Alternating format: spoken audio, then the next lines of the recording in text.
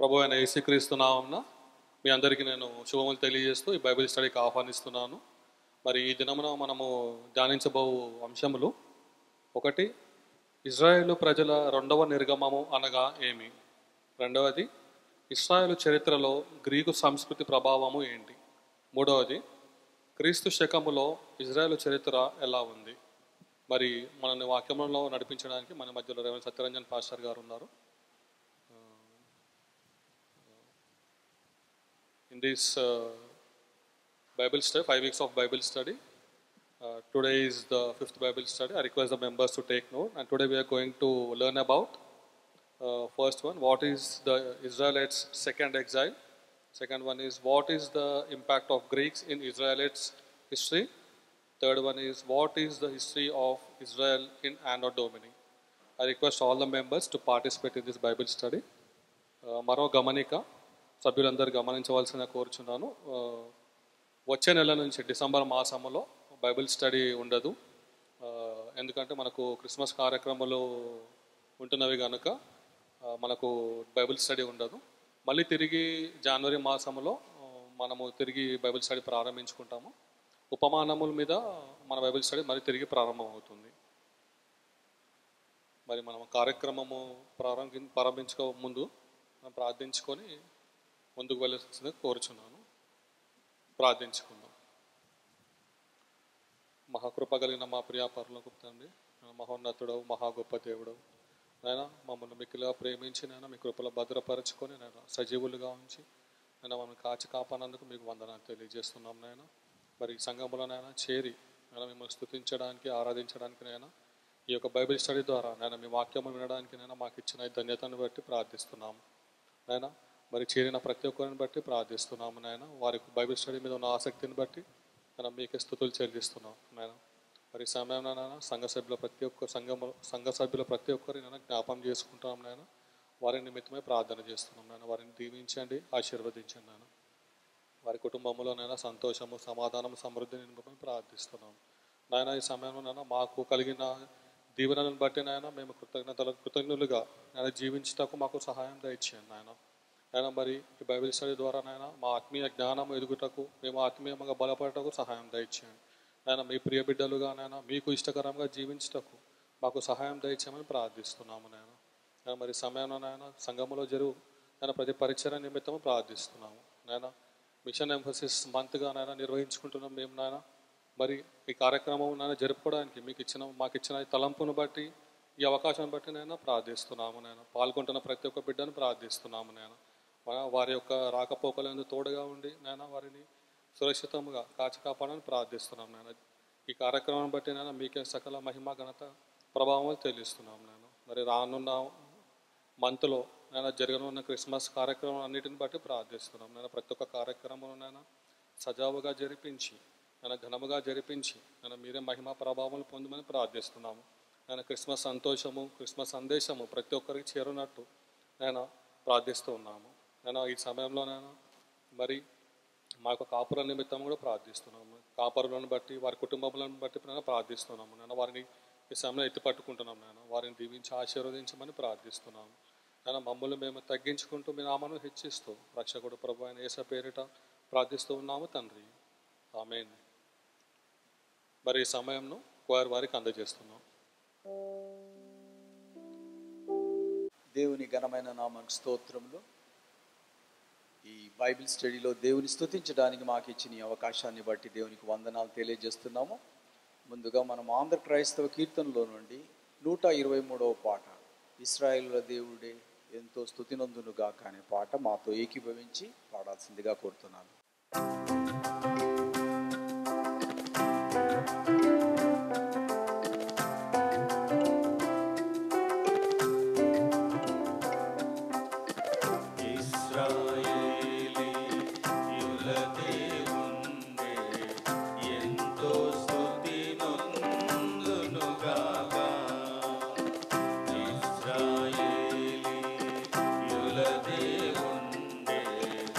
ఎంతో స్తుతి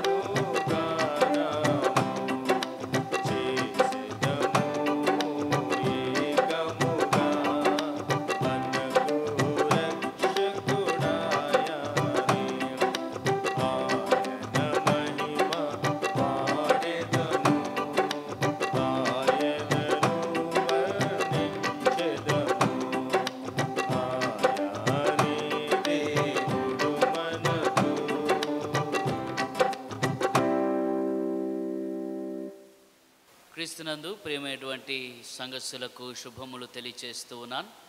ఈ సాయంకాల సమయంలో బుధవారపు బైబిల్ స్టడీ ప్రత్యేక ఆరాధన కొరకు సిద్ధపడి వచ్చిన మీకు అందరికీ ఆహ్వానాన్ని తెలియపరుస్తూ, ఇంటి వద్ద ఉంటూ ఈ యొక్క ఆన్లైన్ను వీక్షిస్తూ ఉన్నటువంటి వారికి కూడా హృదయపూర్వకమైనటువంటి ఆహ్వానాన్ని, శుభాలను తెలియపరుస్తూ ఉన్నాను. తలలు ఉంచుదాం, కండ్లు మూసుకొని ప్రార్థనతోటి ఈ బైబిల్ స్టడీ కార్యక్రమాన్ని ప్రారంభించుకుందాం. అందరం తలలు వంచి కండ్లు మూసుకొని ప్రార్థన చేద్దాం. మహోన్నతుడా, మీ నామాన్ని గణపరుస్తూ ఉన్నాము తండ్రి.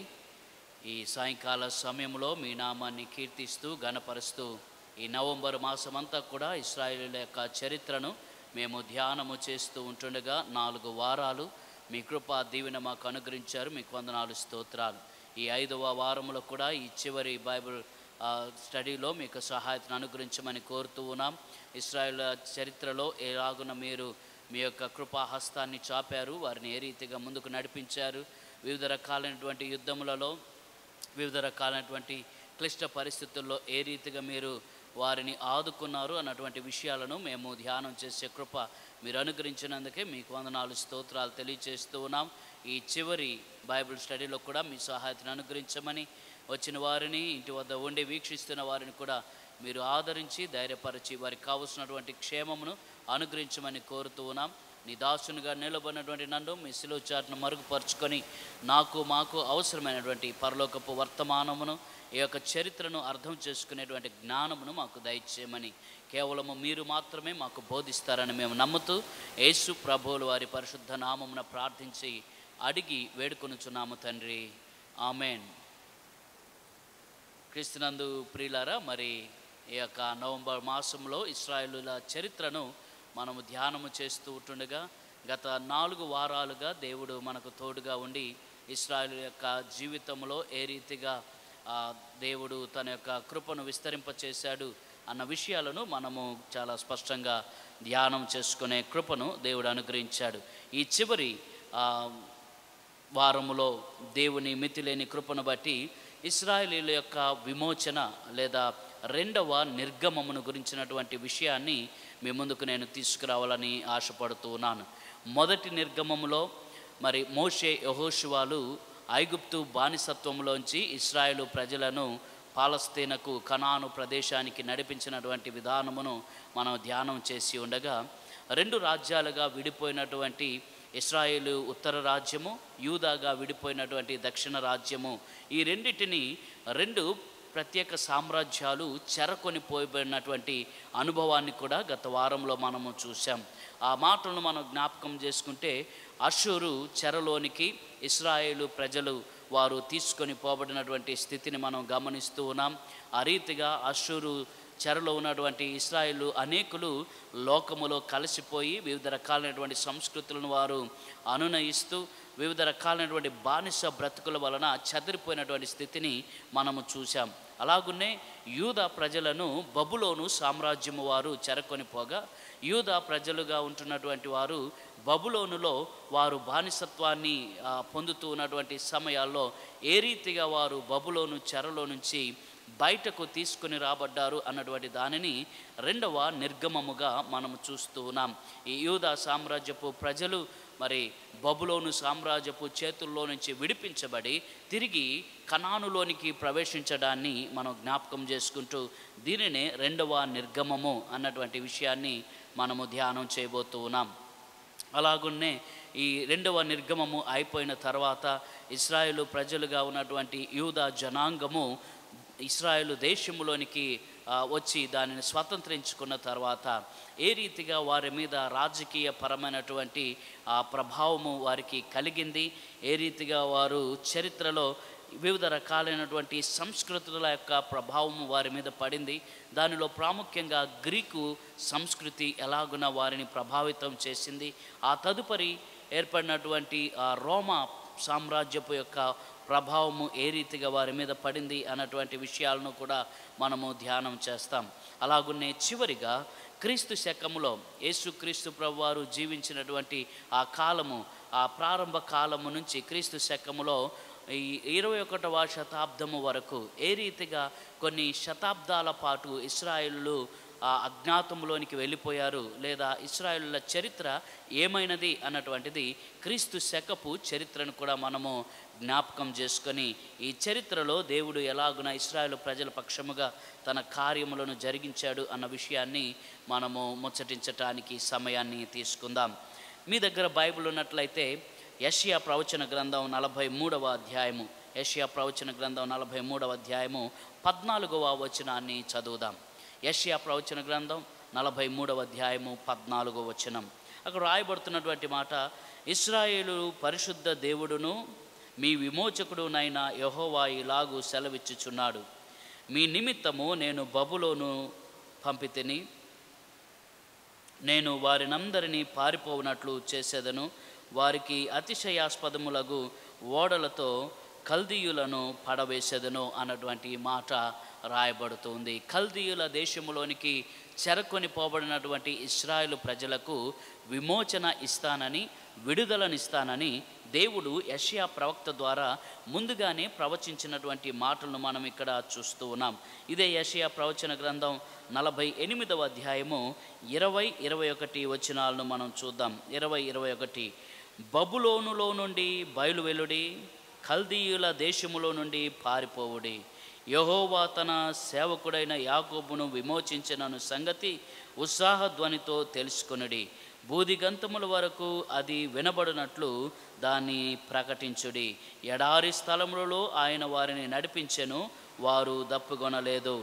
రాతి కొండల్లో నుండి వారి కొరకు ఆయన నీళ్లు ఉబకజేసెను, ఆయన కొండను చీల్చగా నీళ్లు ప్రవాహముగా బయలుదేరెను. ఈ మాటలు మనం చూస్తే 20వ వచనంలో, బబులోనులో నుండి బయలువెల్లుడి, కల్దీయుల దేశంలో నుండి పారిపోవుడి, యెహోవా తన సేవకుడైన యాకోబును విమోచించెను అన్న సంగతి ఉత్సాహధ్వనితో తెలియచేయుడి.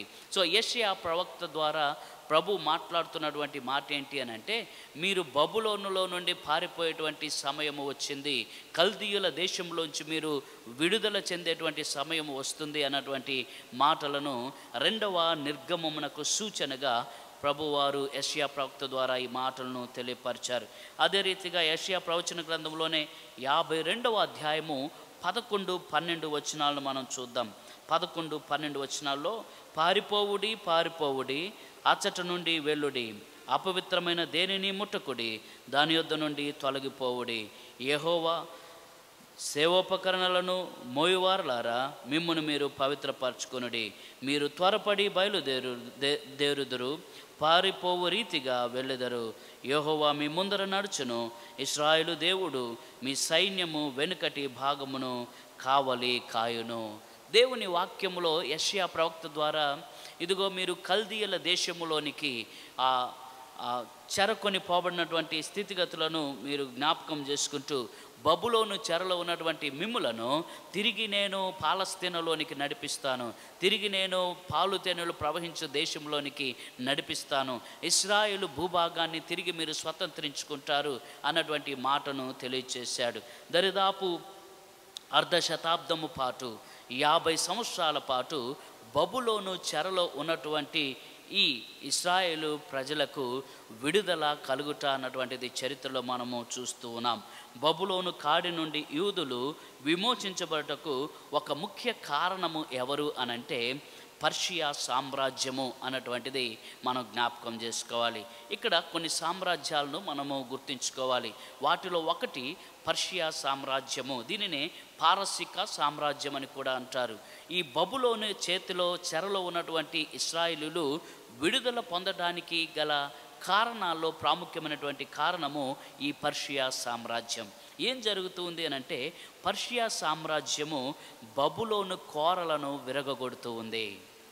యెషయా ప్రవక్త ఎలాగునైతే ప్రవచించాడో, ఇదిగో బబులోనులో నుంచి మీరు బయటకు వెళ్ళేటువంటి సమయము ఆసన్నం అవుతూ ఉంది, బబులోనులోంచి మీరు బయటికి వస్తారు, మీ చెర అనుభవంలోంచి మీరు బయటికి వస్తారు, విడుదల పొందుతారు అన్నటువంటి వాగ్దాన నెరవేర్పు కొరకు ఇక్కడ పర్షియా సామ్రాజ్యము ఆ బబులోను మీద విరుచుకుపడటాన్ని మనం చూస్తూ ఉన్నాం.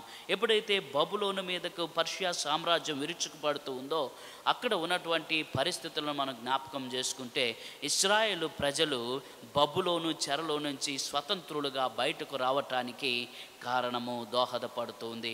అష్షూరు సామ్రాజ్యంలో దక్షిణ భాగాన్ని కల్దీయులు బబులోను వారు ఆక్రమిస్తే ఉత్తర భాగాన్ని మాదీయులు స్వతంత్రించుకున్నారు. అష్షూరు సామ్రాజ్యమును ఆక్రమించుకున్నటువంటి వారిలో దక్షిణ భాగాన్ని బబులోనీయులు ఆక్రమించుకుంటే ఉత్తర భాగాన్ని మాదీయులు ఆక్రమించుకున్నారు. అయితే ఈ బబులోనులో ఆక్రమించుకున్నటువంటి బబులోను అధిపతిగా ఉన్నటువంటి నబోనిదు అన్నటువంటి ఆ రాజు లేదా ఆ అధిపతి కోరేషుకు చాలా భయపడేటువంటి వాడు. కోరేషు ఎవరయ్యా అనంటే పారసిక రాజు లేదా పర్షియా రాజుగా మనము కోరేషును చూస్తూ ఉన్నాం.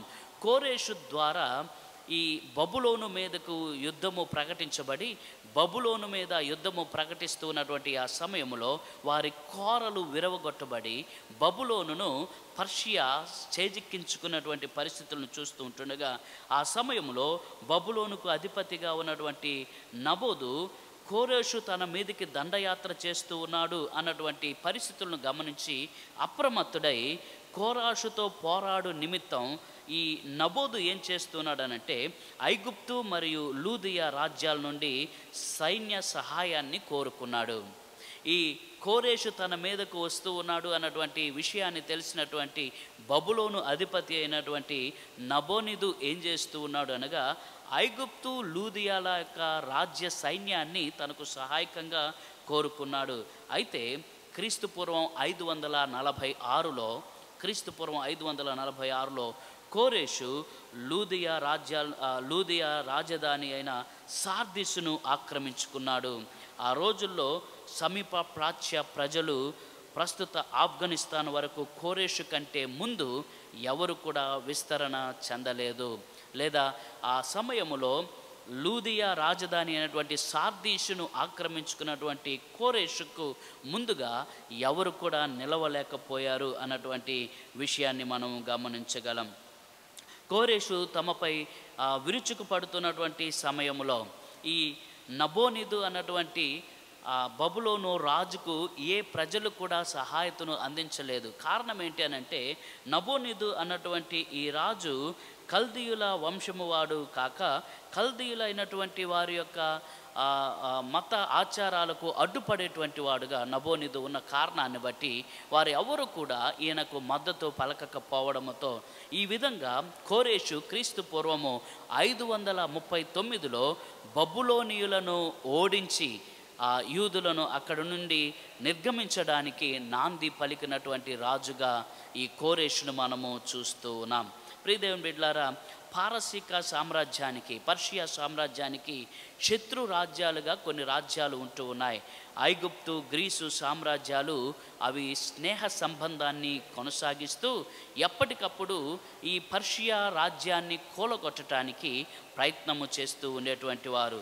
దరిదాపు 401వ సంవత్సరం నుంచి 342వ సంవత్సరం మధ్య కాలంలో ఐగుప్తీయులు స్వతంత్రంగా జీవించినటువంటి ఆ కాలంలో గ్రీకు సామ్రాజ్యవాదం బయలుదేరాక పారసీకులు ఐగుప్తీయులు నిర్వీర్యులై పరాయి పాలనకు గురయ్యారు. పర్షియా చివరి అలెగ్జాండర్ అను గ్రీకు సామ్రాజ్యవాది చేతుల్లో క్రీస్తు పూర్వం 331లో పూర్తిగా రూపుమాసిపోయింది. సో ఈ కోరేషు అన్నటువంటి పర్షియా రాజు ఏం చేస్తూ ఉన్నాడు అని అంటే బబులోనులో ఉన్నటువంటి ఆ సామ్రాజ్యమును చేజెక్కించుకున్న కారణాన్ని బట్టి బబులోను చెరలో ఉన్నటువంటి ఇశ్రాయేలు ప్రజలు నిర్గమము చెందటానికి, తిరిగి వలస రావటానికి, తిరిగి వారు పాలస్తీనకు చేరుకోవడానికి లేదా కనాను ప్రాంతంలోనికి వెళ్ళటానికి అవకాశము ఏర్పడినట్టుగా మనం చూస్తూ ఉన్నాం. పర్షియా వాడైన కోరేషు కల్దీయులైనటువంటి బబులోనీయులను ఓడించినప్పుడు వారి వద్ద చెరగా ఉన్న ఇశ్రాయేలీయులు యెషయా ప్రవచించినటువంటి రీతులలో వారు తిరిగి నిర్గమము చెందినట్టుగా మనము చూస్తూ ఉన్నాం. ఈ నిర్గమము 3 విడతలలో జరిగినట్టుగా మనము గమనించగలం. మొదటి విడతలో మొదటి ప్రయాణము యూదుల రాకుమారుడైనటువంటి షనజ్జరు మొదటి విడత ప్రయాణమునకు నాయకత్వము వహించినటువంటి వ్యక్తిగా మనకు చరిత్ర తెలియచేస్తుంది. అనగా షనజ్జరు యొక్క నాయకత్వంలో మొదటిగా ఈ బబులోను చెరలో నుంచి, ఎప్పుడైతే బబులోను పర్షియన్ల యొక్క సామ్రాజ్యములో ఓడించబడిందో, ఆ పర్షియన్లు సామ్రాజ్యము చేకెచ్చుకున్నటువంటి ఆ బబులోన్లోంచి ఇశ్రాయేలు ప్రజలు షెనజ్జరు నాయకత్వంలో మొదటి విడతగా ప్రయాణము చెందినట్టుగా మనం చూస్తూ ఉన్నాం. ఆ తరువాత యెహోయాకీను మనుమడైనటువంటి జెరుబ్బాబెలు రెండవ విడత నిర్గమమునకు సారథిగా ఉన్నట్టుగా చరిత్ర మనకు తెలియజేస్తూ ఉంది. ఈ రెండు క్రీస్తుపూర్వం 539 మరియు క్రీస్తుపూర్వం 525 సంవత్సరంలో జరిగినట్టుగా మనము గమనించగలం. ఆ సమయాన్ని మనం జ్ఞాపకం చేసుకుంటే, ఈ బబులోను చెరలో నుంచి బయటికి నిర్గమము చెందినటువంటి ఇశ్రాయేలు ప్రజలు ఈ ఇశ్రాయేలు ప్రాంతానికి చేరుకునేటువంటి సమయానికి అప్పటికే అక్కడ ఉన్నటువంటి కొంతమంది యూదుల యొక్క పరిస్థితులకు, చెరలో నుంచి బయటకు తీసుకుని రాబడిన రెండవసారి నిర్గమము చెంది వచ్చినటువంటి యూదులకు కొన్ని అభిప్రాయ భేదాలు, వ్యత్యాసములు కనబడటాన్ని మనం చూస్తూ ఉన్నాం. అయితే అక్కడున్నటువంటి పరిస్థితుల ప్రభావాన్ని బట్టి ఆడ స్థానికులుగా ఉంటున్నటువంటి వారి యొక్క మతాచారాలకు, బబులోనులో నుంచి నిష్టగా బయటికి వచ్చినటువంటి నిర్గమం చెందినటువంటి యూదుల యొక్క మతాచారాలకు కొన్ని వ్యత్యాసాలు, అభిప్రాయ భేదాలు ఏర్పడినట్టుగా మనము చూస్తూ ఉన్నాం. ఈ రెండవ నిర్గమమును గురించి ఒకవేళ మనం ఆలోచన చేస్తే, ఇందులో ముగ్గురు రాజుల యొక్క ప్రభావము చాలా ఉంది. ముగ్గురు రాజులు, వారిలో ఒకరు కోరేషు రాజుగా మనకు కనబడుతూ ఉంటే, రెండవది దర్యావేషు, మూడవది అహష్వరోషు. ఈ ముగ్గురు రాజులు ఇశ్రాయేలు ప్రజలు ఆ బబులోను చెరలో నుంచి బయటకు వచ్చి తిరిగి స్వతంత్రులుగా జీవించేటువంటి ఆ నిర్గమ కాలానికి చాలా ప్రాముఖ్యమైనటువంటి వారుగా మనం గమనిస్తూ ఉన్నాం. ఎప్పుడైతే ఈ ఇశ్రాయేలు ప్రజలు బబులోనులో నుంచి మరలా నిర్గమము చెంది ఈ యెరూషలేమునకు వస్తూ ఉన్నారో, ఇశ్రాయేలు ప్రాంతానికి వస్తూ ఉన్నారో, ఆ సమయంలో వారిని నడిపించినటువంటి ప్రాముఖ్యమైనటువంటి వారిలో ఒకరుగా పిలువబడుతున్నటువంటి జెరుబ్బాబెలు. అంత మాత్రమే కాకుండా ఆ జెరుబ్బాబెలుతో పాటు దేవాలయ నిర్మాణ విషయములో కొంతమంది ప్రవక్తలు కూడా కీలక పాత్రను వహించినట్టుగా మనము చూస్తూ ఉన్నాం. వారిలో ముఖ్యులు ఎజ్రా, అలాగనే నెహెమ్యా అన్నటువంటి వారు. ఈ రెండవ మారు దేవాలయాన్ని నిర్మించేటువంటి ఆ పనులలో వారు చాలా ప్రాముఖ్యతను వహించినట్టుగా మనము చూస్తూ ఉన్నాం. 536లో ప్రారంభించబడినటువంటి రెండవ ఆలయ నిర్మాణ పనులు 516వ సంవత్సరానికి పూర్తి కాబడినట్టుగా చరిత్ర మనకు తెలియజేస్తూ ఉంది. ఆ రీతిగా మనం జ్ఞాపకం చేసుకుంటే, ప్రవక్త అయినటువంటి ఎజ్రా నాయకత్వంలో తుది విడత నిర్గమము జరిగినట్టుగా మనము చూస్తూ ఉన్నాం. అనగా మొదటిగా ఈ నిర్గమమును ప్రారంభించినటువంటి వ్యక్తి షెనజ్జరు అయి ఉండగా, రెండవ వాడుగా జెరుబ్బాబెలు నాయకత్వంలో ఈ నిర్గమము కొనసాగింది. ఆ తదుపరి తుది విడతగా చివరిగా ఎజ్రా నాయకత్వములో ఆ నిర్గమము జరిగినట్టుగా మనం చూస్తూ ఉన్నాం. పర్షియా సామ్రాజ్యంలో వివిధ ప్రాంతాలకు చెదరిపోయిన యూదులు ఏదో ఒక రోజున వారు తమ మత కేంద్రమైన యెరూషలేమునకు తిరిగి వెళుతారు అన్నటువంటి ఆశ ఆ దినాల్లో ఉండేటువంటిది. లేవీయుడైనటువంటి ఎజ్రా వారిలో ఒకడు. ఇతడు శాస్త్రియు, యాజకుడునై ఉండేవాడు కనుక తన మతము మేలు కొరకు రాజైన అర్తహషస్త నుండి అధికారపూరితంగా తాకీదును అతను పొందుకున్నట్టుగా ఎజ్రా 7వ అధ్యాయము 11వ వచనంలో మనము చూస్తూ ఉన్నాం. ఈ రెండవ నిర్గమములో ఎజ్రా యొక్క పాత్ర ఏంటి అనంటే, ఇతడు ఒక శాస్త్రిగా మరియు యాజకుడిగా ఉంటున్నటువంటి ఈ ఎజ్రా తన ప్రజలను తీసుకొని రావటానికి, విడిపించటానికి ఆయన అర్తహషస్త అన్నటువంటి రాజు నుంచి ఒక తాకీదును, నకలును ఆయన తీసుకొని వస్తున్నట్టుగా ఎజ్రా 7:11లో మనం గమనించగలం. దీని ప్రకారము తన రాజ్యమందుండు ఇశ్రాయేలులోను, వారి యాజకులలోను, లేవీయులలోను యెరూషలేము పట్టణమునకు వెళ్ళుటకు మనఃపూర్వకంగా ఇష్టపడిన వారందరూ కూడా నీతో కూడా వెళ్ళవచ్చును అన్నటువంటిది ఆ తాకీదులో అర్థహశస్త రాజు రాసి వారికి అందించినట్టుగా మనము ఎజ్రా 7:14 చూడగలుగుతూ ఉన్నాం. సో అధికారపూర్వకంగా ఎజ్రా ఏం చేస్తూ ఉన్నాడు అని అంటే, అక్కడ రాజు నుంచి ఆ తాకీదును తీసుకొని, ఇదిగో ఎవరైతే ఇష్టపూర్వకంగా యెరూషలేమునకు తిరిగి రావాలని కోరుకుంటూ ఉన్నారో మీరందరూ కూడా ఈ నాయకత్వాన్ని విడిచి నా వెనక రండి అన్నటువంటి రీతిలో చివరి విడత నిర్గమానికి ఆయన పిలుపును ఇచ్చాడు. అంత మాత్రమే కాదు, ఈ అర్షహశస్త అన్నటువంటి రాజు ఎజ్రాకు యూదా ప్రజలకు చాలా ఫేవర్గా ఉంటూ ఉన్నాడు. ఆయన చాలా వారికి సానుకూలంగా ఉంటూ వారిని పంపించడం మాత్రమే కాదు, కానీ వారికి కావలసినటువంటి ద్రవ్యమును, వస్తు వాహనాలను, పనివారిని, ఉద్యోగులను సైతం వారికి అనుగ్రహించి పంపించాడు అని చరిత్ర మనము గమనించగలం. సో ఈ మేరకు ఎజ్రా వారిని పిలుపునివ్వగా ప్రజలతో పాటు వారికి కావలసిన ద్రవ్యము, వారికి కావలసిన వస్తు సామాగ్రి, వారికి కావలసిన పనివారు, ఉద్యోగస్తులను కూడా అర్థహశస్త వారితోటి పంపించినట్టుగా లేఖనాలు మనకు తెలియజేస్తూ ఉన్నాయి. ఎజ్రా పిలుపును అందుకొని దరిదాపు 1800 మంది పురుషులు, వారి కుటుంబాలు ఎజ్రా సారథ్యములో వారు ఈ బబులోను చెరలో నుంచి బయటకు విడిపించబడి యెరూషలేమునకు ప్రయాణమైనట్టుగా 1800 పురుషులు, వారి కుటుంబాలు, అనగా దరిదాపుగా 1800 కుటుంబాలు యెరూషలేములోనికి తిరిగి నిర్గమము చెందినట్టుగా మనము గమనిస్తూ ఉన్నాం. వీరు మాత్రమే కాకుండా 40 మంది లేవీయులు, 220 మంది మందిర సేవకులు అతని వెంట వెంబడించారు. వారు యెరూషలేమునకు చేరుకోవడానికి 1000 మైళ్ళ ప్రయాణము చేయవలసి వచ్చింది. అది దరిదాపు సుమారు 3.5 నెలల కాలము పట్టినటువంటి ప్రయాణం. ఈ రీతిగా ఎజ్రా నాయకత్వంలో తుది విడతలో నిర్గమము సంభవించింది. అక్కడ ఎజ్రా కాలములో ఆ యూదా ప్రజల్లో ఉన్నటువంటి ప్రాముఖ్యమైనటువంటి సమస్య ఏంటి అని అంటే మిశ్రమ వివాహాలు, మతాంతర వివాహాలు. అయితే వారు మారు మనసు పొంది ఇకను దానిని కొనసాగించమని ఎజ్రాకు ప్రమాణము చేయనట్లుగా అతడు దేవాలయంలో చేసిన విజ్ఞాపన ప్రార్థన వృధా కాకుండా ఇశ్రాయేలీయులు సానుకూలంగా స్పందించినట్టుగా ఇశ్రాయేలీయుల చరిత్రలో మనము గమనించగలం.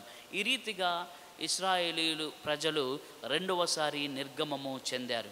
బబులోను చెరలో నుంచి పర్షియా ఎప్పుడైతే కోరేషు ఆధ్వర్యములో బబులోనును వారు జయించారో ఆ సమయంలో వారు మొదటి 2 విడతలలో బయటికి వస్తూ చివరిగా అర్థహశస్త నాయకత్వములో ఎజ్రా సారథ్యములో వారు చివరిగా బబులోనులో నుంచి యెరూషలేమునకు కొన్ని కుటుంబాలు బయలుదేరి వచ్చినట్టుగా చరిత్ర మనకు తెలియజేస్తూ ఉంది. అంత మాత్రమే కాకుండా నెహెమ్యా అన్నటువంటి నెహెమ్యా ప్రవక్త యొక్క నాయకత్వంలో యూదులు చాలా స్వేచ్ఛాయుత వాయువులను పీల్చుకున్నారు అన్నటువంటిది చరిత్రలో లిఖితమైనటువంటి సంఘటన. అర్థహశస్త లాంగిమనుస్ అన్నటువంటి రాజు క్రీస్తు పూర్వం 465-424 సంవత్సరాల్లో అతడు పారసీకుల ఏలికగా ఉండే రోజుల్లో పర్షియాలో కాపురం ఉంటున్న నెహెమ్యా అతనికి గిన్నె అందించువాడుగా పనిచేసేటువంటి వాడు. ఈ చరిత్ర అంతా కూడా నెహెమ్యా గ్రంథంలో మనము చూడగలం.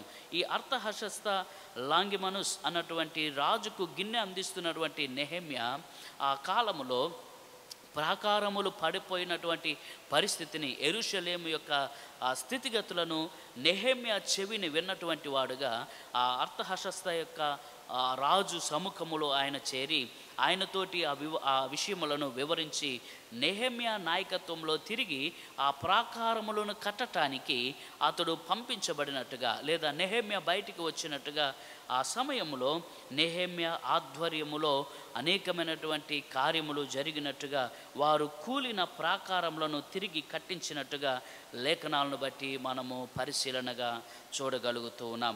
ఈ రీతిగా రెండవ నిర్గమము ఇశ్రాయేలు చరిత్రలో మనము చూడగలుగుతూ ఉన్నాం. ఈ ప్రాకార నిర్మాణము పురస్కరించుకొని ఆనందభరితులైనటువంటి వారు కోట గోడలు కట్టబడిన తర్వాత ఆయనకు స్తుతులు తెలియచేసినట్టుగా, దేవుని మహిమపరిచినట్టుగా నెహెమ్యా 12:31 నుంచి 43 వచనాల వరకు నెహెమ్యా గ్రంథములో మనము చూడగలుగుతూ ఉన్నాం.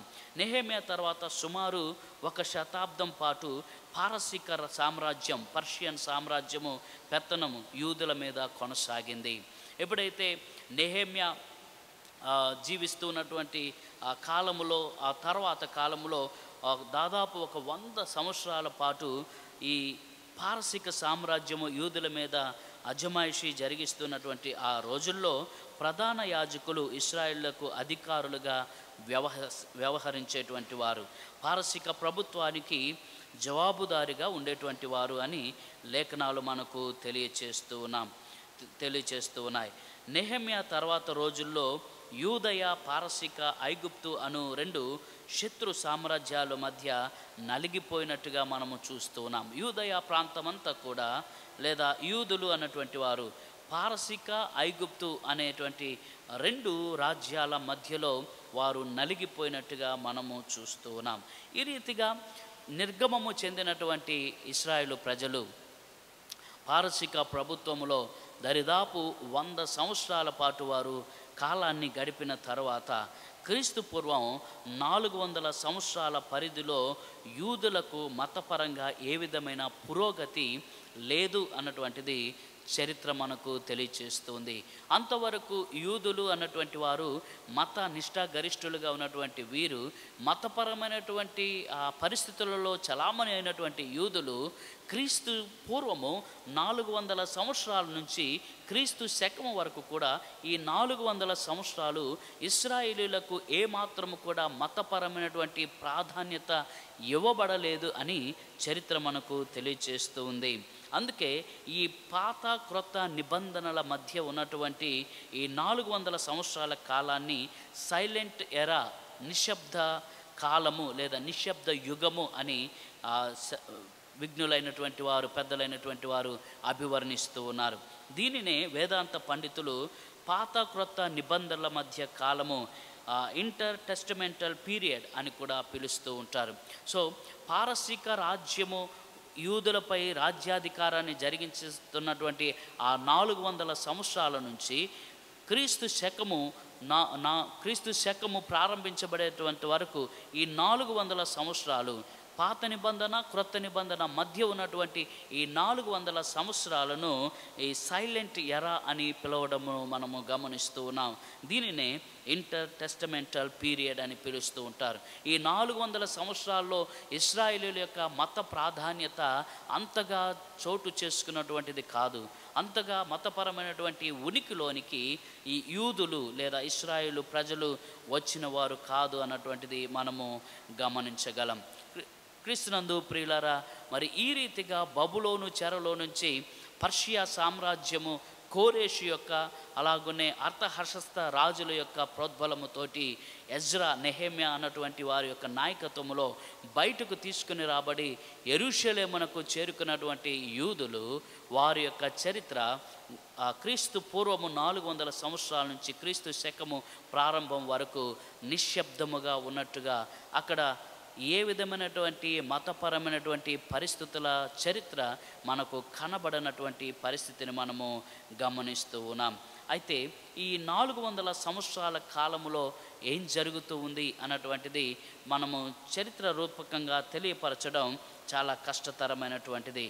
కానీ మతపరముగా దాన్ని వివరించలేకపోయినా రాజకీయ పరంగా ఈ 400 సంవత్సరాల్లో యూదుల యొక్క పరిస్థితి ఎలా ఉన్నది అన్నటువంటిది తెలుసుకోవటానికి రెండవ భాగమైనటువంటి రెండవ అతి గొప్ప సామ్రాజ్యంగా ఉన్నటువంటి గ్రీకు సామ్రాజ్యాన్ని గురించి మనము అధ్యయనం చేయవలసిన వారమై ఉంటూ ఉన్నాం. సో ఇశ్రాయేలు ప్రజల యొక్క నిర్గమములో కీలక పాత్ర వహించినటువంటి సామ్రాజ్యము పర్షియా సామ్రాజ్యం అయితే, వారు చెరలో నుంచి బయటికి వచ్చి స్వతంత్రులుగా జీవిస్తున్నటువంటి యూదుల యొక్క జీవన కాలములో క్రీస్తు పూర్వము 400 సంవత్సరాల నుంచి క్రీస్తు శకం వరకు గ్రీకు సామ్రాజ్యం యొక్క సంస్కృతి ప్రభావము యూదుల మీద అధికంగా ఉన్నది అన్నటువంటిది లేఖనాల్లో మనము గమనించగలుగుతూ ఉన్నాం. ఈ గ్రీకు సామ్రాజ్య స్థాపకుడైనటువంటి అలెగ్జాండరు మాసిదోనియా ప్రాంతపు వాడు. అతడు తన అధికారము బలముతో గ్రీకు సంస్కృతిని తన సామ్రాజ్యం అంతటా వ్యాపింపచేసేలాగున ది అలెగ్జాండర్ ది గ్రేట్ అన్నటువంటి మాసిదోనియా గ్రీకు సామ్రాజ్య స్థాపకుడు చాలా ప్రభావాన్ని చూపించినట్టుగా మనము చరిత్రలో గమనిస్తూ ఉన్నాం. అధికారికంగా ఆయా సంస్కృతి భాషలు గల గ్రీకు సంస్కృతిని భాషను ఒక మధ్యవర్తిగా ఎంచి తమ వ్యక్తిగత లేదా జాతి పురోగతి కోసం వారు గ్రీకు సంస్కృతిని ఆశ్రయించినట్టుగా మనము గమనిస్తూ ఉన్నాం. క్రీస్తునందు ప్రియులారా, ఈ యొక్క గ్రీకు సంస్కృతి ఎలాగున ఇశ్రాయేలు మీద ప్రభావాన్ని చూపింది అన్నటువంటి విషయాన్ని ఈ సమయంలో మనము ధ్యానం చేయడానికి ప్రయత్నం చేద్దాం. ఈ పర్షియా సామ్రాజ్యము మీదకు దండెత్తినటువంటి వారిలో గ్రీకు సామ్రాజ్యవాదులు గొప్ప ప్రాధాన్యత కలిగినటువంటి వారుగా మనము చూస్తూ ఉన్నాం.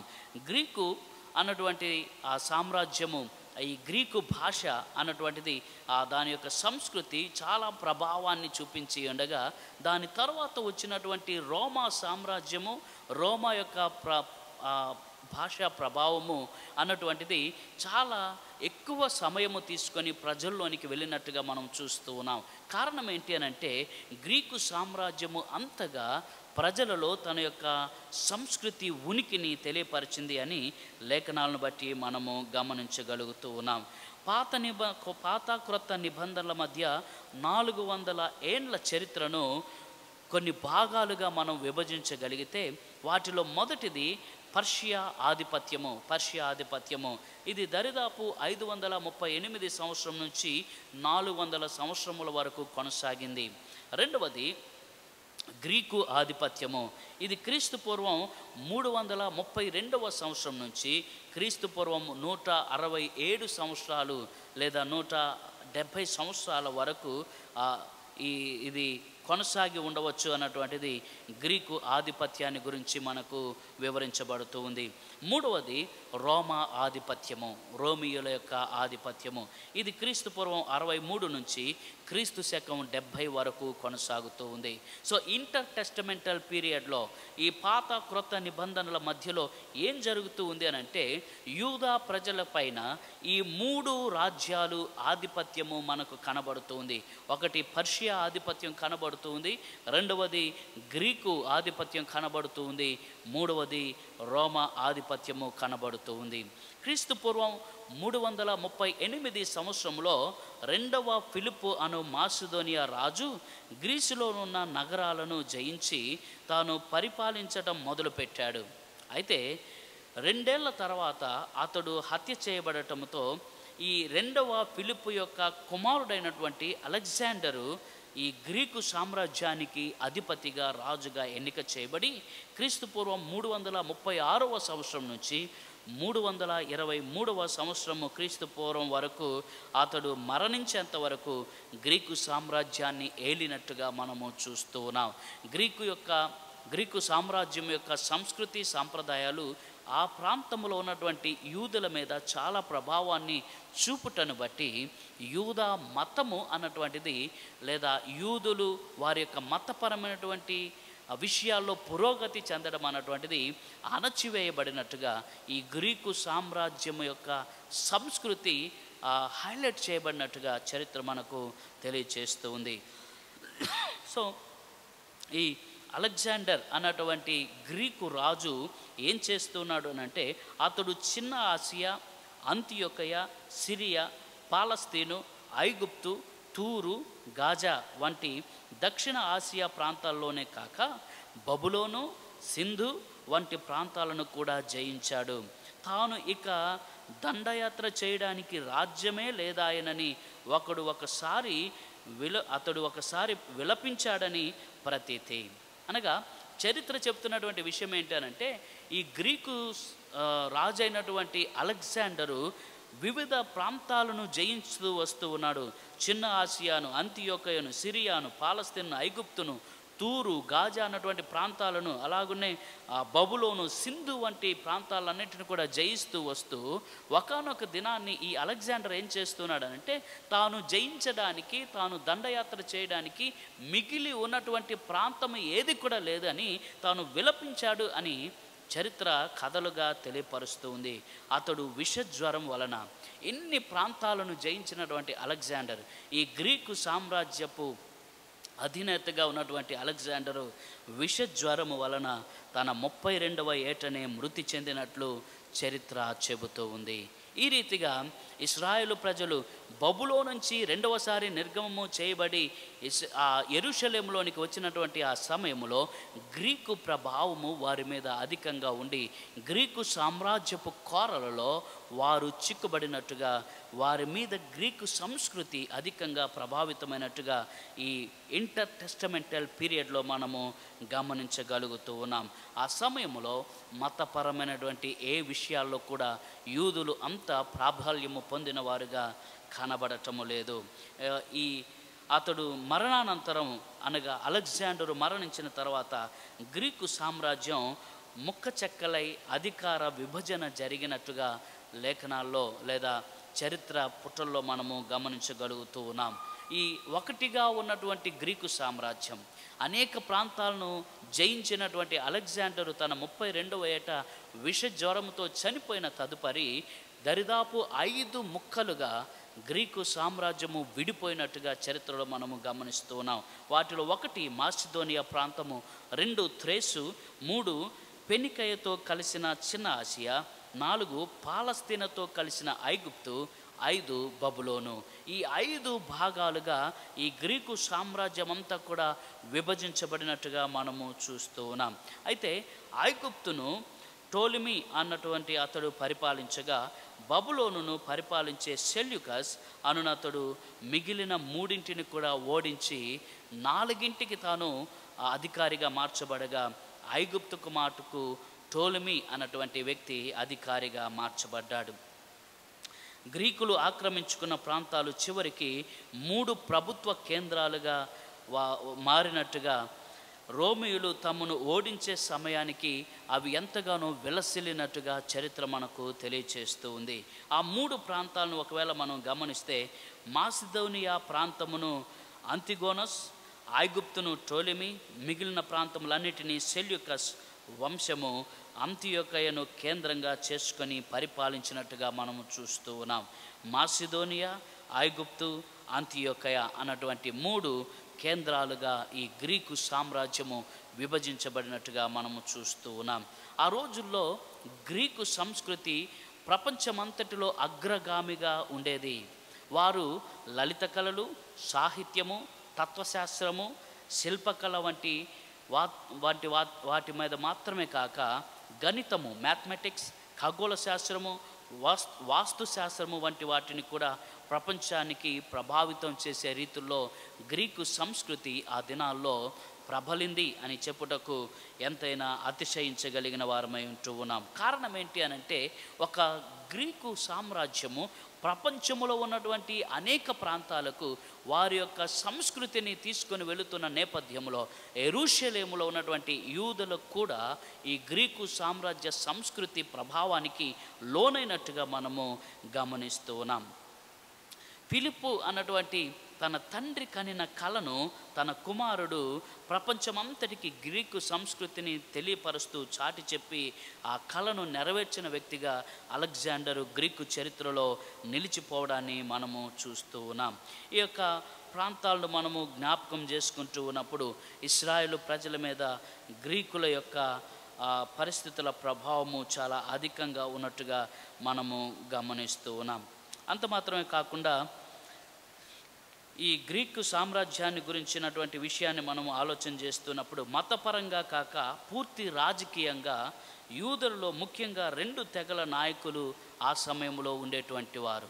రాజకీయ పరంగా 2 ప్రాముఖ్యమైనటువంటి తెగలకు సంబంధించిన వారు యూదులలో ముఖ్యంగా ఉండేటువంటి వారు. ఒకటి హేరోదీయులు, రెండవది జెలోతీయులు అన్నటువంటి వారు. ఈ 2 వర్గాలకు సంబంధించిన వారు రాజకీయ పరమైనటువంటి ప్రాచుర్యాన్ని పొందుకున్నటువంటి వారుగా ఈ ఇంటర్ టెస్టమెంటల్ పీరియడ్లో మనకు కనబడతారు. వీరిని గురించినటువంటి మాటలు మార్కు సువార్త 3వ అధ్యాయం 6వ వచనంలోను, మత్తయి సువార్త 22వ అధ్యాయం 16వ వచనంలోను, లూకా సువార్త 6వ అధ్యాయం 12వ వచనంలోను మనకు చాలా స్పష్టంగా కనబడుతూ ఉంటుంది. ఈ రీతిగా ప్రపంచాన్ని గుప్పిట్లో పెట్టుకున్నటువంటి గ్రీకు సామ్రాజ్యము అలాగునే నిలిచిపోలేదు, కానీ అది కూడా పెకలించబడి, అది కూడా దద్దరిల్లి, ఆ గ్రీకు సామ్రాజ్యము కూడా పతనము చెందినట్టుగా మనము గమనిస్తూ ఉన్నాం. ఎలాగున గ్రీకు సామ్రాజ్యము పతనము చెందింది అన్న విషయాన్ని మనం జ్ఞాపకం చేసుకుంటే, సుమారు 2.5 శతాబ్దాల పాటు గ్రీకు ప్రభువులు తమ సామ్రాజ్యవాదాన్ని నిలబెట్టుకున్నారు. దరిదాపు 2.5 శతాబ్దాలు అనగా 250 సంవత్సరాలు గ్రీకులు ప్రపంచవ్యాప్తంగా ఆయా ప్రాంతాలలో వారి యొక్క సామ్రాజ్యాన్ని, వారి సంస్కృతిని ఎంతగానో నిలబెట్టుకున్నప్పటికీ వీరి సామ్రాజ్య పతనం రోమియుడైనటువంటి పంపు అనునతని దండయాత్రలో క్రీస్తు పూర్వం 63వ సంవత్సరంలో ప్రారంభమైనది. ఈ సామ్రాజ్యము అనగా గ్రీకు సామ్రాజ్యము పతనము అన్నటువంటిది రోమియుడైనటువంటి పంపు అన్నటువంటి వ్యక్తి యొక్క ప్రోద్బలముతోటి, అతని దండయాత్రతోటి క్రీస్తు పూర్వం 63వ సంవత్సరములో అది పతనము ప్రారంభమైనట్టుగా లేఖనాల్లో లేదా చరిత్రలో మనము చూస్తూ ఉన్నాం. ఇతడు సిరియా ప్రాంతమును జయించి యెరూషలేము మీదకి విరుచుకుపడి సుమారు 12,000 మంది యూదులను వధించాడని ప్రతీతి. ఈ యొక్క గ్రీకు సామ్రాజ్యము ఏలుబడిలో ఉన్నటువంటి యెరూషలేములోనికి ఈ పంపు అన్నటువంటి రోమియుడైనటువంటి వ్యక్తి తాను దండయాత్రను చేసి వారి మీద విరుచుకుపడినప్పుడు దరిదాపు యెరూషలేములో ఉన్నటువంటి 12,000 మంది యూదులు వధించబడినట్టుగా చరిత్ర మనకు తెలియచేస్తుంది. తన స్వేచ్ఛను కోల్పోయి రోమియుల అధికారము గల సిరియాకు అనుబంధ ప్రాంతముగా ఈ యొక్క యూద మిగలవలసి వచ్చింది అని చరిత్ర మనకు తెలియచేస్తుంది. ఈ యొక్క గ్రీకు సంస్కృతిలో ఉన్నటువంటి ఈ యూదా ప్రాంతము లేదా యెరూషలేము ప్రాంతమునకు సంబంధించిన యూదులు వారిపై దండయాత్రను చేసినటువంటి రోమా చక్రవర్తి అయినటువంటి పంపు, రోమియుడైనటువంటి పంపు యొక్క సారథ్యములో ఈ గ్రీకు సామ్రాజ్యము అది ఓడించబడుతున్నటువంటి సమయంలో వారు గ్రీకు ప్రభావం నుంచి రోమియుల యొక్క ప్రభావం కిందకు వెళ్ళటానికి అవకాశం ఏర్పడినట్టుగా మనం చూస్తూ ఉన్నాం. పంపునకును జూలియస్ సీజర్కు జరిగిన అధికార పోరాటంలో పంపు చనిపోయి జూలియస్ సీజర్ అన్నటువంటి వ్యక్తి క్రీస్తు పూర్వం 48లో రోమా చక్రవర్తిగా మార్చబడ్డాడు.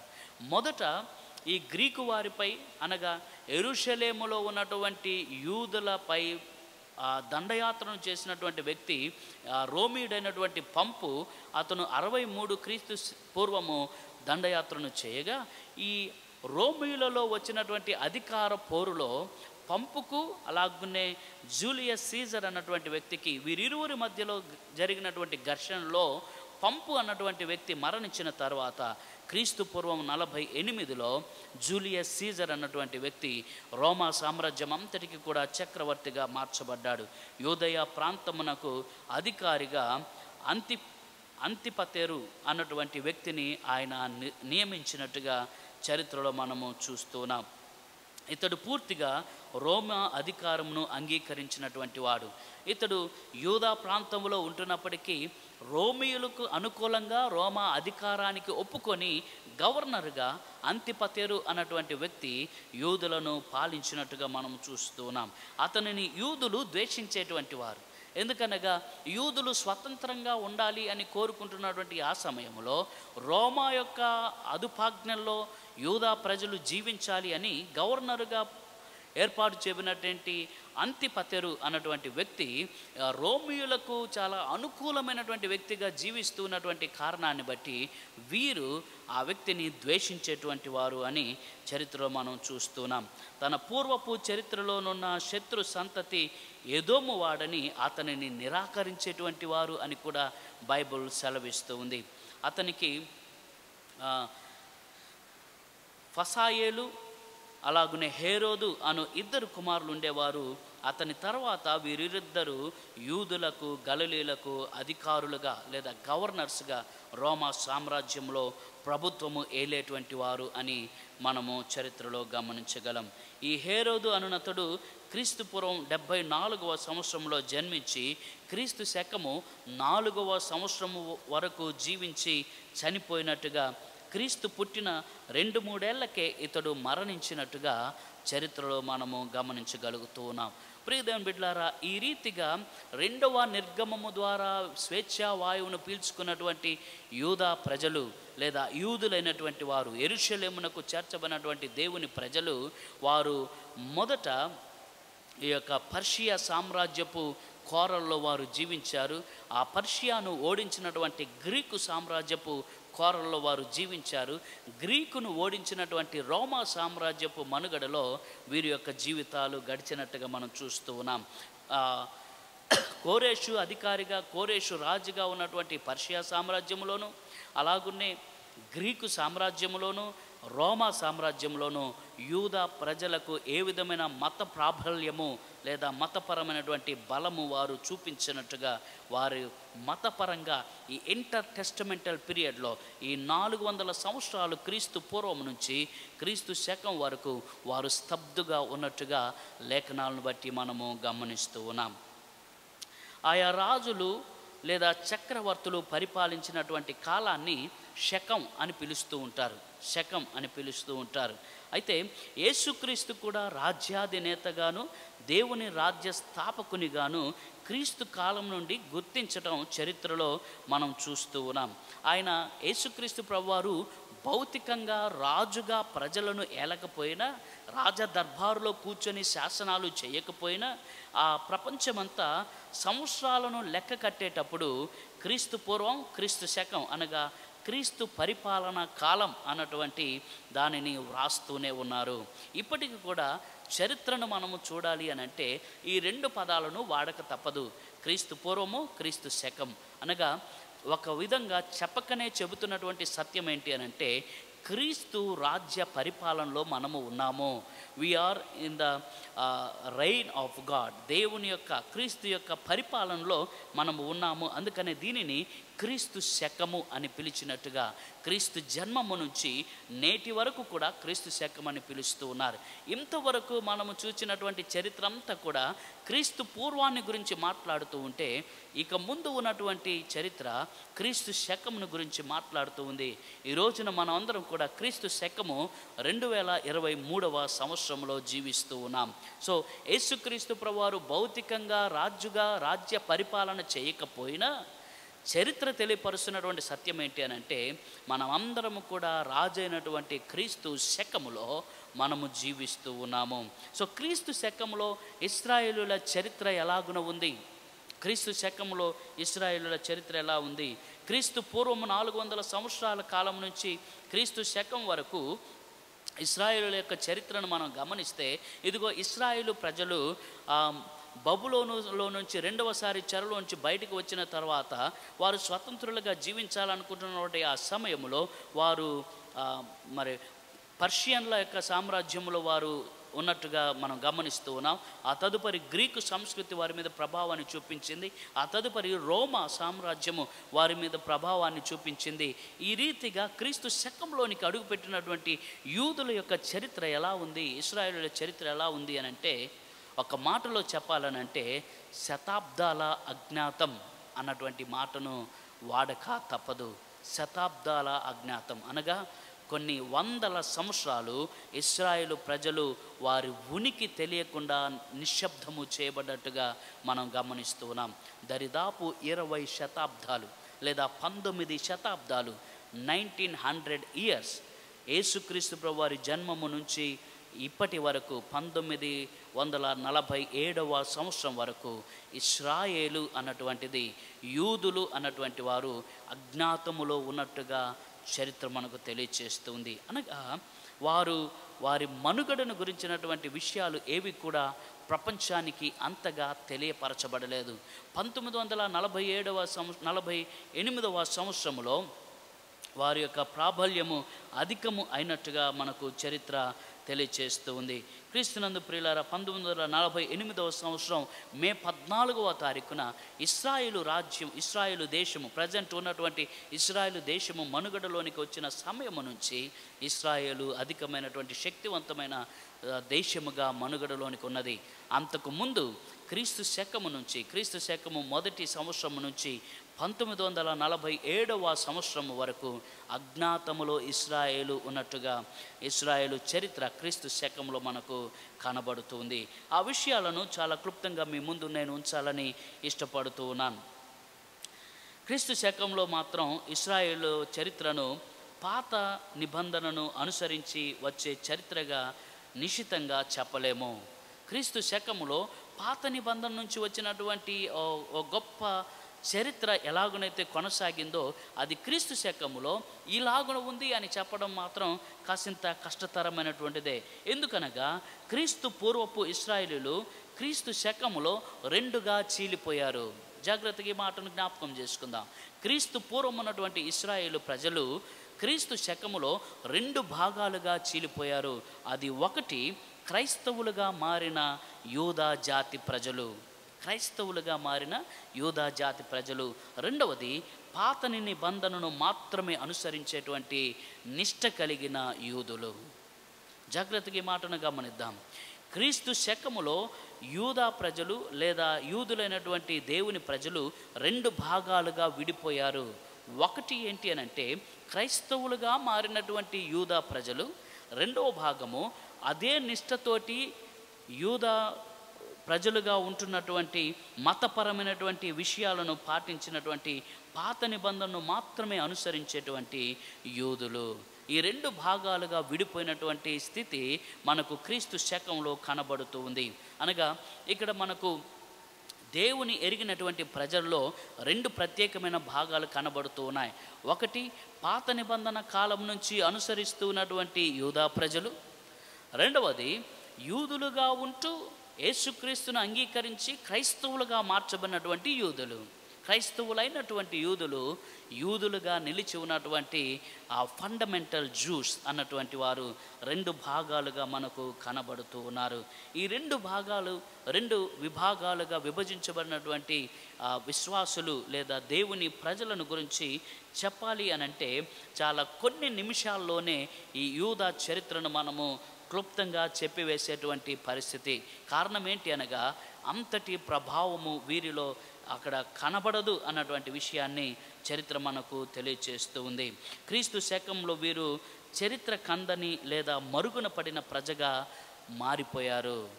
యూదా ప్రజలు క్రీస్తు శకంలో చరిత్రకు అందనటువంటి ప్రజలుగా మారిపోయారు. సుమారు 19 శతాబ్దాలు వీరు జీవించారు. ఇన్ని శతాబ్దాల చరిత్రను మనము నిమిషాల వ్యవధిలో చెప్పి ముగించవచ్చు. అంతగా వారు ప్రాబల్యాన్ని కోల్పోయినట్టుగా మనము గమనించగలం. ఇశ్రాయేలుల మితిమీరిన దేశభక్తి, అంతఃకలహాలు వంటి కారణాల వల్ల క్రీస్తు శకం తొలి శతాబ్దంలో రోమీల చేత పట్టబడి వారి చిత్రహింసలకు తట్టుకోలేక ప్రపంచము నలుమూలలకు యూదులు చెదరిపోయారు. ఇది యూదుల యొక్క చరిత్రలో ఒక కీలకమైనటువంటి ఘట్టం. ఇశ్రాయేలుల మితిమీరినటువంటి దేశభక్తి, ఇశ్రాయేలులకు ఆ దేశం మీద, యెరూషలేం మీద, ఆ ప్రాంతం మీద ఉన్నటువంటి మితిమీరినటువంటి దేశభక్తి, వారికి కలిగినటువంటి అంతఃకలహాలను బట్టి ఆ కారణం వలన క్రీస్తు శకంలో తొలి శతాబ్దంలో వారు రోమీల చేత పట్టబడి వారు చిత్రహింసలకు గురైనట్టుగా మనము గమనిస్తూ ఉన్నాం. ఆ రోమీల ప్రభావానికి యూదులు ఆ యెరూషలేము నుంచి వివిధ ప్రాంతాలకు చెదరిపోయినట్టుగా మనము చూస్తూ ఉన్నాం. యూదులు క్రీస్తు శకం 60 నుంచి 70 కాలంలో మొదటి విప్లవాన్ని సాగించారు. ఎప్పటికైనా మేమంతా ఒక స్వతంత్ర దేశంగా జీవించాలి అని క్రీస్తు శకము 60 నుంచి 70 సంవత్సరంలోనే యూదులు పోరాటం ప్రారంభించారు. వారందరూ కూడగట్టుకొని ఈ రోమియుల మీదకు వారు యుద్ధాన్ని ప్రకటించి వెళ్ళినట్టుగా మనం చూస్తూ ఉన్నాం. అయితే నీరో చక్రవర్తి వంటి వాడు యూదులను సమూలంగా నాశనము చేయాలి అని చూశాడు. ఎప్పుడైతే ఈ యూదులు రోమీల మీదకు యుద్ధం చేయడానికి వెళ్ళారో నీరో చక్రవర్తి యొక్క సారథ్యంలో యూదులను ఆయన అణచివేసినట్టుగా దరిదాపు 50 ఏండ్ల తర్వాత వారు మరలా ప్రయత్నం చేశారు. యూదులు ఆ రోమీయులను అణగదొక్కాలి, లేకపోతే ఈ రోమీయుల నుంచి వారు స్వాతంత్రం పొందాలి అని ఈ యూదులైనటువంటి వారు మరలా క్రీస్తు శకం 132వ సంవత్సరంలో విప్లవాన్ని తీసుకొని వచ్చి రోమా సామ్రాజ్యం మీద వారు యుద్ధాన్ని ప్రకటించారు. అయితే ఈ రోమీయులు యూదులను చెదరగొడుతూ, యూదులను చేజిక్కించుకొని దేవాలయాలను కూల్చివేసినట్టుగా ఆ లేఖనాల్లో మనము చూస్తూ ఉన్నాం. ఈ రోమీయులు యూదుల మీద ఉక్కు పాదము మోపినట్టుగా మనం చూస్తూ ఉన్నాం. క్రీస్తు శకం 70వ సంవత్సరంలో యేసుక్రీస్తు ప్రభువారు ప్రతిష్ఠ చేయబడి, యేసుక్రీస్తు ప్రభువారు ఆయా సందర్భాల్లో దర్శించినటువంటి యెరూషలేము దేవాలయము రెండవ మారు శిథిలము చేయబడినట్టుగా మనము గమనిస్తూ ఉన్నాం. అనగా ఎజ్రా, నెహెమ్యాల ద్వారా ప్రేరేపించబడి కట్టబడినటువంటి రెండవ దేవాలయమును ఈ యొక్క రోమీయులు వారు దానిని నాశనము చేసినట్టుగా, యూదుల తిరుగుబాటుకు వ్యతిరేకంగా వారు ఆ దేవాలయమును నాశనం చేసినట్టుగా, ఆ రీతిగా పట్టుబడినటువంటి కొంతమంది యూదులను వారు చెరకొని పోయినట్టుగా, కొంతమందిని ఇతర దేశాలకు అమ్మివేసినట్టుగా, కొంతమందిని ఊచకోత కోసి చంపినట్టుగా లేఖనాల్లో మనము లేదా చరిత్ర గ్రంథాల్లో మనము చూస్తూ ఉన్నాం. ఈ రీతిగా 60వ సంవత్సరం నుంచి, క్రీస్తు శకం 60 నుంచి మొదటిసారి, క్రీస్తు శకము 122వ సంవత్సరంలో రెండవసారి, ఈ రీతిగా వారి యొక్క జీవితంలో యూదులు రోమియుల చేత చిత్రహింసలకు గురై దేశములో నుంచి విచ్ఛిన్నమై ప్రపంచ దేశాల్లో, ప్రపంచము నలుమూలలకు వారు పారిపోయినట్టుగా, వారి ప్రాణ రక్షణ కొరకు పరుగులు తీసినట్టుగా మనము చూస్తూ ఉన్నాం. ఇదే సమయంలో 313వ సంవత్సరం, క్రీస్తు శకం 313వ సంవత్సరంలో కాన్స్టాంటినోపుల్ అన్నటువంటి చక్రవర్తి తాను స్వయంగా క్రైస్తవ మతాన్ని స్వీకరించడాన్ని బట్టి యూదులపై ప్రభావము మరి ఎక్కువగా మార్చబడుతూ ఉంది. కారణం ఏంటి అని అంటే, ఈ కాన్స్టాంటినోపుల్ అన్నటువంటి వ్యక్తి క్రీస్తు శకం 313లో యేసుక్రీస్తు ప్రభువారిని సొంతగా అంగీకరించి, రక్షకునిగా అంగీకరించి క్రైస్తవులకు మద్దతు ఇవ్వడం ప్రారంభించాడు. ఈ క్రైస్తవులకు మద్దతు ఇస్తున్నటువంటి క్రమంలో యూదులలో నుంచి క్రీస్తును అంగీకరించినటువంటి వారు క్రైస్తవులుగా మారినటువంటి వారికి ఎక్కువ ప్రాధాన్యతను ఇవ్వటాన్ని బట్టి నిష్ఠ కలిగినటువంటి యూదులుగా జీవిస్తున్నటువంటి వారిని శ్రమ పెట్టడం ప్రారంభించారు. సో ఆ రీతిగా మరికొంతమంది ఈ కాన్స్టాంటినోపుల్ అన్నటువంటి వ్యక్తి యొక్క కాలములో మిగిలి ఉన్నటువంటి యూదులు కూడా యెరూషలేము పరిసర ప్రాంతాలను విడిచి వారు అనేక ప్రాంతాలకు స్కాటర్ అయిపోయినట్టుగా, చెదరిపోయినట్టుగా చరిత్ర తెలియజేస్తూ ఉంది. ఇది ఇలాగున ఉండగా ఇస్లాం మతాన్ని స్థాపించినటువంటి మహమ్మద్, ఆయన ఇస్లాం మతంను స్థాపించిన తర్వాత ఈ రీతిగా కాన్స్టాంటినోపుల్ యొక్క కాల పరిమితిలో ఆయన చేసినటువంటి పరిస్థితులను బట్టి అనగారబడినటువంటి యూదా జనాంగము ఆయా ప్రాంతాలకు వారు తరలిపోయినట్టుగా మనం చూస్తూ ఉన్నాం. ఆ తదుపరి 5-6 శతాబ్దాలకు సంబంధించినటువంటి చరిత్రను మనం గమనిస్తే, ఇస్లాం మతంను ప్రారంభించినటువంటి మహమ్మద్, ఆయన ఇస్లాం మతంను ప్రారంభించిన తర్వాత ఆ ప్రాంతంలో ఉన్నటువంటి యూదులు క్రైస్తవులుగా మార్చబడినటువంటి వారు మరియు నిష్ఠ కలిగినటువంటి యూదులు ముస్లిం మతమును స్వీకరించాలని వారి మీద చాలా బలవంతమైనటువంటి ప్రేరణను తీసుకొచ్చినట్టుగా, వారిని బలవంతం పెట్టినట్టుగా చరిత్ర తెలియజేస్తూ ఉంది. అలాగున మహమ్మద్ ఇస్లాం మతాన్ని స్థాపించి యూదులను బలవంతం పెట్టినటువంటి స్థితులను జ్ఞాపకం చేసుకుంటే, మాట విననటువంటి యూదులను అనేక మందిని శిక్షించినట్టుగా, అనేకులను చంపివేసినట్టుగా కూడా చరిత్ర మనకు తెలియజేస్తూ ఉంది. యూదులకు, ముస్లింలకు, అలాగనే క్రైస్తవులకు ఎప్పటికప్పుడు మతపరమైనటువంటి యుద్ధాలు అనేక సార్లు జరుగుతూ ఉన్నట్టుగా మనము చరిత్రలో చూడగలం. 9, 10, 11 శతాబ్దాల్లో కూడా క్రైస్తవులు మరి ముస్లింలు వారి ఇరువురు కూడా యూదులపై అనేకమైనటువంటి దాడులను జరిగించినట్టుగా మనము గమనించగలం. 12వ శతాబ్దంలో 1298లో యూదులకు హింసలు ఎదురై వేల కొలది మంది చనిపోయినట్టుగా వారి యొక్క చరిత్ర మనకు తెలియజేస్తూ ఉంది.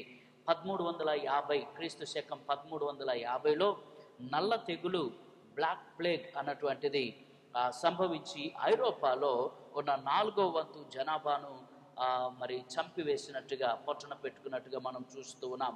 1350 క్రీస్తు శకంలో వచ్చినటువంటి ఈ నల్ల తెగులుకు కారణము యూదులే అన్నటువంటి నెపముతోటి అనేక మంది యూదులను హతమార్చినట్టుగా కూడా మనకు చరిత్ర తెలియజేస్తుంది. క్రీస్తు శకం 1411లో రోమను కథోలిక్ సంఘం వారు యూదులకు అనేకమైనటువంటి హింసలను కలిగించినట్టుగా, వేల మందిని చంపినట్టుగా, వారిలో కొందరు రష్యాకు పారిపోయినట్టుగా చరిత్ర మనకు తెలియజేస్తూ ఉంది. రష్యాకు పారిపోయినటువంటి యూదులకు అక్కడ కూడా సమస్యలు ఎదురయ్యాయి. వీరు 3 రకాలైనటువంటి పనులను రష్యా ప్రజలు చేయాలి అన్నటువంటిది 1881 క్రీస్తు శకంలో చూడగలుగుతూ ఉన్నాం. అది ఏంటి అనగా, రష్యాలో ఉన్నటువంటి నాయకులు వారి యొక్క తీర్మానము, రష్యాకు వలస వచ్చినటువంటి యూదులైనటువంటి వారు అయితే ముగ్గురులో ఒకరు చనిపోవాలి, ఒకరు పరాయి దేశానికి పారిపోవాలి, 3వ వ్యక్తి ఒకవేళ మిగిలి ఉంటే రష్యా క్రైస్తవ సంఘంలో తను చేరాలి. ఈ విధమైనటువంటి సంఘ నియమాన్ని వారు ఏర్పాటు చేసుకున్నారు. ఉదాహరణకి ఒకవేళ ముగ్గురు వారికి కనబడితే ఆ ముగ్గురులో ఒకరిని చంపివేయడం, ఒకరిని దేశము విడిచిపెట్టి వెళ్ళిపోయేటట్టు చేయడం, లేదా మరొక వ్యక్తిని మాత్రం రష్యా క్రైస్తవ సంఘంలో చేర్చుకోవడం. ఈ రీతిగా చాలా భయంకరమైనటువంటి శ్రమల గుండా యూదులు ప్రయాణించినట్టుగా చరిత్రలో మనకు తెలియజేస్తూ ఉంది. క్రీస్తు 1897లో సంభవించిన భయంకరమైనటువంటి చిత్రహింసల నడుమ అనేకులు మరి ఒక కాంగ్రెస్గా, జియోనైట్ కాంగ్రెస్గా, సియోను కాంగ్రెస్గా యూదులు మరలా వారు ఏకీభవించి, ఇదిగో మన మీద జరుగుతున్నటువంటి దాడులను మనం ఎలాగనైనా ఎదుర్కోవాలి అన్నటువంటి రీతుల్లో వివిధ రకాలుగా వారికి కలిగినటువంటి దాడులను ప్రతిఘటిస్తూ సియోను కాంగ్రెస్ అన్నటువంటి, జియోనైట్ కాంగ్రెస్ అన్నటువంటి సమావేశము ఏర్పాటు చేసుకొని ఆ ఏడాది 100 కొలది యూదులు మొదటి ఆలియా, ఫస్ట్ ఆలియాగా రూపొందారు. జఫా వద్ద గల ముస్లిం అధికారులకు లంచం ఇచ్చి పాలస్తీనులో ప్రవేశించి వ్యవసాయ స్థలాన్ని, ఆ స్థావరాన్ని ఏర్పాటు చేసుకున్నట్టుగా యూదుల చరిత్ర మనకు తెలియజేస్తుంది. ఎట్టకేలకు వారు అనేకమైనటువంటి ప్రయత్నాలు చేస్తూ ఈ జఫా ప్రాంతంలో ఉన్నటువంటి ఆ స్థలములో వీరు పాలస్తీనులోనికి ప్రవేశించినట్టుగా, ఫస్ట్ ఆలియాగా వారు పాలస్తీనులో మరలా అడుగుపెట్టినట్టుగా యూదుల చరిత్ర మనకు తెలియజేస్తుంది. యూదులు చాలా మత పితరుల దేశమైన పాలస్తీన్లో తిరిగి కాపురం ఉండేలా రకరకాల ప్రయత్నాలు వారు చేసినట్టుగా మనకు చరిత్రలో చూస్తూ ఉన్నాం. అయితే మొదటి ప్రపంచ యుద్ధం, 2వ ప్రపంచ యుద్ధం వల్ల కూడా యూదా జనాంగము అనేక మంది చనిపోయినట్టుగా, అనేక మంది ప్రాంతాలను విడిచి పారిపోయినట్టుగా కూడా మనం చూస్తూ ఉన్నాం. 1945వ సంవత్సరంలో అమెరికా సంయుక్త రాష్ట్రాల జోక్యం చేసుకొని బ్రిటిష్ వారు కనీసము 10 లక్షల మంది యూదులను తాము పరిపాలిస్తున్న పాలస్తీనులోనికి ప్రవేశింపనీయాలని కోరారు. కానీ దానికి బ్రిటిష్ ప్రభుత్వము వారు అంగీకరించలేదు. ఆ తదుపరి బ్రిటిష్ ప్రభుత్వం తన కూకటి వేలను పెకిలించుకున్నాక పాలస్తీను ప్రాంతాన్ని యూదులు ఏలడానికి, తమ సొంత ప్రభుత్వాన్ని ఏర్పాటు చేసుకోవడానికి అవకాశాలు సానుకూలంగా కలిగాయి. బ్రిటిష్ ప్రభుత్వం అంతరించిన తర్వాత కొన్ని వందల సంవత్సరాల తర్వాత యూదులు తాము స్వతంత్రంగా జీవించడం మొదలుపెట్టారు అన్నటువంటిది చరిత్ర తెలియజేస్తూ ఉంది. అనగా ఈ యూదులు అనేక రకాలుగా వారు ప్రయత్నాలు చేసినప్పటికీ 1948 సంవత్సరము వరకు కూడా వారికి ఏ విధమైనటువంటి స్వాతంత్రము కలగలేదు. ఈ రీతిగా ఒకరి తర్వాత ఒకరు దాడులను చేస్తూ, యూదులను చంపివేస్తూ, వారిని చెదరగొడుతూ, వారిని అణచివేస్తూ చరిత్ర పుటల్లో యూదులకంటూ ఒక ప్రాధాన్యత లేనటువంటి రీతిగా వారు మార్చారు. అయినప్పటికీ యూదులు ప్రతిఘటిస్తూ ఉన్నారు. వారిని బలపరుస్తున్నటువంటి ఆ దేవుని శక్తితోటి అనేక సార్లు యూదులు పోరాటాలను చేశారు. ఇటు క్రైస్తవ మతము, ఇటు ముస్లిం మతము, ఇటు అరబ్బు దేశాలు, అనేక మంది బ్రిటిష్ పరిపాలకులు వారిని అణచివేస్తూ ఉన్న ఈ యూదులు మాత్రం 1948వ సంవత్సరము మే నెల 14వ తారీఖున ఒక ప్రత్యేకమైనటువంటి ఇశ్రాయేలు దేశముగా వారు స్వాతంత్రాన్ని పొందుకొని జీవించడం ప్రారంభించారు. 1948 మే 14 నుంచి యూదులు అన్నటువంటి వారు మరలా చరిత్రలో మనకు ఒక ప్రాధాన్యత కలిగినటువంటి వ్యక్తులుగా కనబడటం ప్రారంభించారు. ప్రియదేవ బిడ్డలారా, దరిదాపు క్రీస్తు శకం 1వ సంవత్సరం నుంచి 1947వ సంవత్సరం వరకు 19 శతాబ్దాలు అజ్ఞాతములోనికి, అనగా చరిత్ర చెప్పుకోదగినటువంటి రీతుల్లో లేనటువంటి స్థితిలోనికి యూదులు హింసను పొందుకుంటూ వెళ్ళారు. తిరిగి 1948వ సంవత్సరం మే 14న స్వతంత్ర దేశముగా ఇశ్రాయేలు ఏర్పడిన తరువాత ప్రపంచ నలుమూలలకు చెదిరిపోయినటువంటి వారు, అక్కడక్కడ చెదిరిపోయినటువంటి వారు తిరిగి ఇశ్రాయేలు దేశమునకు రావటాన్ని మనము గమనిస్తూ ఉన్నాం. ప్రియదేవుని బిడ్డలారా, ఎప్పుడైతే ఇశ్రాయేలు దేశముగా ఏర్పడి వారు ఒకటిగా ఉంటూ ఉన్నారో, హెబ్రీ భాషను పునరుద్ధరించటానికి అనేక మంది వారి జీవితాలను ధారపోశారు.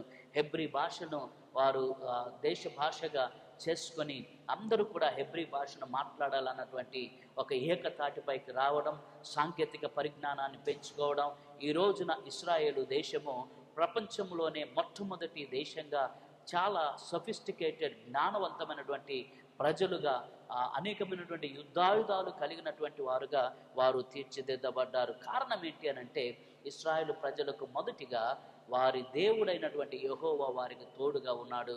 రెండవదిగా వారి సంకల్ప బలం. అనేకమైనటువంటి ఆటుపోట్లు, కష్టాలు, సమస్యలు ఎదురవుతూ ఉన్నప్పటికీ, పరాయి పెత్తనానికి వారు లోనైనప్పటికీ, వారు దేవుని నుంచి దూరపరచబడిన సమయంలో దేవుడు వారికి ప్రవక్తల ద్వారా హెచ్చరించినప్పుడు వారు తిరిగి ఆ తప్పిదములను ఒప్పుకొని ప్రభు చెంతకు చేరినప్పుడు వారి దేవుడు వారికి తోడైండి నడిపించాడు. వారిని విడువక ఎడబాయక నడిపిస్తున్న కారణాన్ని బట్టి నేటి వరకు అనేక యుద్ధాలు ఇశ్రాయేలు ప్రజల యొక్క జీవితంలో వారు చూస్తూ ఉన్న, యూదులపై దాడులు జరుగుతూ ఉన్న, ప్రపంచంలోనే ఒక శక్తివంతమైనటువంటి దేశంగా ఇశ్రాయేలు దేశము, శక్తివంతమైన ప్రజగా యూదులు మార్చబడ్డారు. ఇశ్రాయేలులు తమ బ్రతుకంతా కష్టాలు, పరాయి పెత్తనముతో నిండి ఉన్నప్పటికీ దేవుడు వారిని మానవ చరిత్రలో ఒక ప్రత్యేక రీతిగా కాపాడుచూ వచ్చుచున్నాడు. వారి చరిత్ర నుంచి ఈ సత్యాన్ని మనము తెలుసుకొనగలం. ప్రియదేవుని సంగమా, ఈ రీతిగా ఈ నవంబర్ మాసం అంతా కూడా మనము 5 వారాల్లో ఇశ్రాయేలీయుల యొక్క చరిత్రను ధ్యానం చేసే కృప దేవుడు మనకు అనుగ్రహించినందుకే ప్రభు నామాన్ని ఘనపరుస్తూ, ఆయన పిలిచినటువంటి వాడు నమ్మదగిన వాడు, విడిచిపెట్టేవాడు కాదు. భవిష్యత్తులో కూడా దేవుని యొక్క సహాయతను మనం పొందుకుంటూ ఆయన నామం నెరిగినటువంటి బిడ్డలముగా ఆయన హస్తమును పట్టుకొని ముందుకు వెళదాం. అట్టి కృప దేవాతి దేవుడు మనకు దయచేయునుగాక. తలలు వంచుదాం, కంటు మూసుకొని ప్రార్థన చేద్దాం. మహోన్నతుడా, మీ నామాన్ని గణపరుస్తూ ఉన్నాము తండ్రి. ఈ నవంబర్ మాసము ప్రారంభించబడినటువంటి దినము నుంచి ఈ 5 బుధవారములు బైబిల్ స్టడీని జరిగిస్తూ ఉంటుండగా, మీ పేరు పెట్టబడినటువంటి ప్రియులు, మీ యొక్క సొత్తైనటువంటి ఇశ్రాయేలు ప్రజలు, మీ చేత ఎన్నిక చేయబడిన జనాంగం యొక్క చరిత్రను మరి తెలుసుకొనుటకు మీరు ఇచ్చిన అవకాశం బట్టి మీకు స్తోత్రాలు. ఈ 5వ వారములో, చివరి వారములో ఏ రీతిగా వారికి 2వ నిర్గమము సంభవించింది, ఏ రీతిగా వారు గ్రీకు ప్రభావం నుంచి, రోమ ప్రభావం నుంచి తప్పించబడ్డారు, ఏ రీతిగా వారు క్రీస్తు శకములో అజ్ఞాతములోనికి వెళ్ళినప్పటికీ 1948 సంవత్సరము తిరిగి వెలుగులోనికి వచ్చారు. ప్రపంచ దేశాల్లో ఒక అగ్రగణ్యమైనటువంటి దేశముగా ఇశ్రాయేలు ఎలాగున ఈ రోజున విలసిల్లుతూ ఉంది. అనేకమైన సమస్యలు వస్తున్నప్పటికీ మీరు ఏ రీతిగా వారికి సహాయం చేశారు, ఈ విషయాలన్నీ ధ్యానం చేసే కృపనిచ్చినందుకే స్తోత్రాలు. ఆయన ఇదిగో చరిత్రను అర్థం చేసుకునే కృప ప్రతి ఒక్కరికి దయచేయమని, ఇట్టి కార్యమును జరిగించుటకు సంఘానికి, నాయకులకు, కాపర్లకు మీరిచ్చిన మీ యొక్క ఆలోచనను బట్టి మీకు వందనాలు తెలియచేస్తూ, మీరు చరిత్రలో ఉన్నటువంటి దేవుడని, మీ యొక్క కార్యమును, మీ యొక్క హస్తమును చరిత్రలో నీ ప్రజల పక్షముగా జరిగించేటువంటి దేవుడు అని, మీ యొక్క కృపను విస్తరింపచేసే దేవుడు అని నమ్ముతూ ఈ మాటలు మా ప్రభువును తమ ప్రియకుమారుడైన యేసు పరిశుద్ధ నామమున అడిగి వేడుకొనుచున్నాము తండ్రి, ఆమెన్. పరలోకమందున్న మా తండ్రి, మీ నామం పరిశుద్ధపరచబడును గాక, మీ రాజ్యం మాకు వచ్చును గాక, మీ చిత్తము పరలోకమందు నెరవేరినట్టు భూమి అందు నెరవేరును గాక.